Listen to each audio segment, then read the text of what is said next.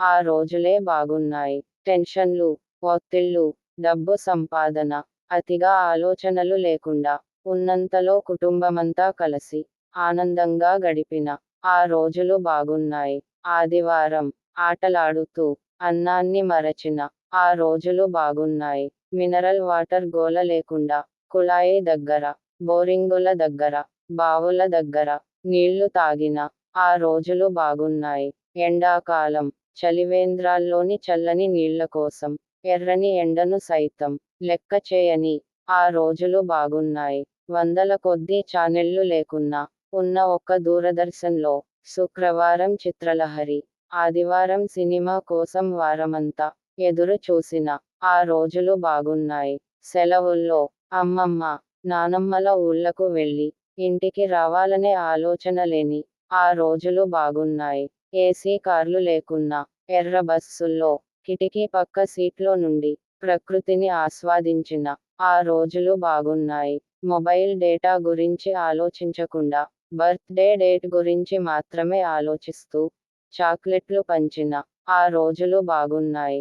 Mutton biryani, chicken biryani లేకున్నా, ఎండాకాలం వచ్చిందంటే, మామిడి కాయ పచ్చడితో, అందరం కలిసి, కడుపు నిండా అన్నం తిన్న ఆ రోజులు బాగున్నాయి. ఇప్పుడు జేబు నిండా కార్డులున్నా, పరుసు నిండా డబ్బులున్నా, కొట్టుకు పంపితే, మిగిలిన చిల్లర కాజేసిన ఆ రోజులే బాగున్నాయి. సెల్లు నిండా గేములున్నా, బ్యాట్ మార్చుకుంటూ, ఒకే బ్యాట్తో క్రికెట్టాడిన ఆ రోజులే బాగున్నాయి. ఇప్పుడు బీరువా నిండా జీన్సు ప్యాంట్లున్నా, 2 నిక్కర్లతో బడికెళ్ళిన ఆ రోజులే బాగున్నాయి. ఇప్పుడు బేకరీల్లో కూల్ కేకులు తింటున్నా, 5 పైసల ఆశా చాక్లెట్ తిన్నా ఆ రోజులే బాగున్నాయి. చిన్న చిన్న మాటలకే దూరం పెంచుకుంటున్న ఈ రోజుల్లో, పిల్లలం కొట్టుకున్నా, పెద్దలంతా కలిసి ఉండే ఆ రోజులే బాగున్నాయి. ఇప్పుడు ఇంటినిండా తినుబండారాలున్నా, నాన్న కొనుక్కొచ్చే చిరుతిళ్ల కోసం ఎదురు చూసిన ఆ రోజులే బాగున్నాయి. ఇప్పుడు రకరకాల ఐస్ క్రీంలు చల్లగా నోట్లో నానుతున్నా, అమ్మ చీరకొంగు పైసలతో పుల్ల ఐసు కొని తిన్నా ఆ రోజులు ఎంతో బాగున్నాయి. పొద్దుపోయేదాకా చేలో పని చేసుకొచ్చి, ఎలాంటి చీకూచింత లేకుండా, ఎండాకాలంలో ఆకాశంలోని చందమామను చూస్తూ నిదురించిన ఆ రోజులు బాగున్నాయి. ఆ రోజులు బాగున్నాయి. ఆ రోజులు ఎంతో బాగున్నాయి. ఉమ్మడి కుటుంబాల ఊసే లేకుండా పోయింది. అమ్మ, నాన్న, అక్క బావ, చెల్లి మర్ది, అన్న వదిన, తమ్ముడు మర్దలు, మేనత్త మేనమామ, పిన్ని బాబాయ్, పెద్దమ్మ పెదనాన్న, తాతయ్య అమ్మమ్మ, తాతయ్య నానమ్మ, వదిన, మరదలు, బావ బామ్మర్ది, ఇంకా ముత్తాత తాతమ్మ, ఇలా వరుసలు ఉన్నాయని, ఉంటాయన్న సంగతే మరిచారు నేటి తరం.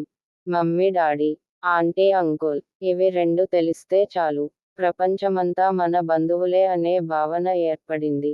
రక్త సంబంధం అంటే ఏంటో తెలియని దుస్థితి.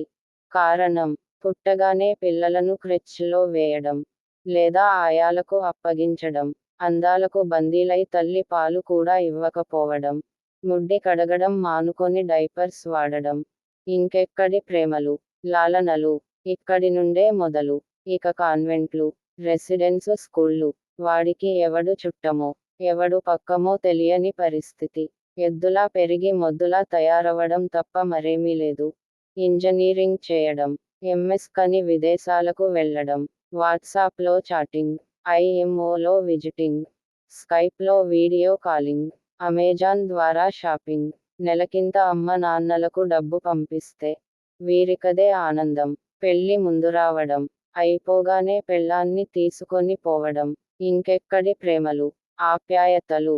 అయ్యా, అమ్మ సస్తే తప్ప, కనీసం దాయాదులు పోయినా, దగ్గరోడు సచ్చినా, దయలేని దుస్థితి, చూడలేని పరిస్థితి. ఇంకెక్కడి బంధాలు, ఇంకెక్కడి బంధుత్వాలు. అందుకే కుటుంబ వ్యవస్థ రోజు రోజుకు నశించిపోతుంది. అందుకే రోజు రోజుకు ఓల్డ్ ఏజ్ హోమ్ల సంఖ్యలు పెరుగుతూ పోతున్నాయి. బాల్యం నుండే మార్పు రావాలి. బంధాలు పెరగాలి. అమ్మమ్మ, నానమ్మల కథలు వినాలి. తాతయ్య నేర్పే మర్యాదలు నేర్పాలి. కుటుంబంలో ఉండే ఆనందం తెలపాలి. అది మనింటి నుండే ప్రారంభం కావాలి. కలసి భోజనం చేసి, కలిసి ముచ్చటించడం నేర్పాలి. ఉమ్మడి కుటుంబ వ్యవస్థను కాపాడి మళ్ళీ ప్రపంచానికి మన దేశం వసుదైక కుటుంబం అని చాటి చెబుదాం.